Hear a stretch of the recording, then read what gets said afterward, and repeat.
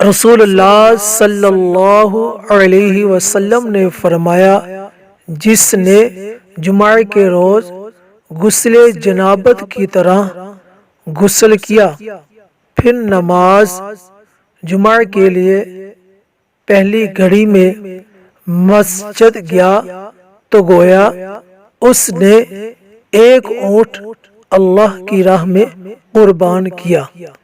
جو دوسری گھڑی میں گیا تو گویا اس نے ایک گائے قربان کی۔ جو تیسری گھڑی میں گیا تو گویا اس نے ایک سینگوں والا مینڈھا قربان کیا۔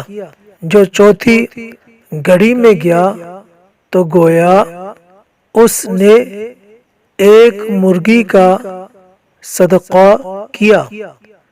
جو پانچویں گھڑی میں گیا تو گویا اس نے ایک انڈے کا صدقہ کیا۔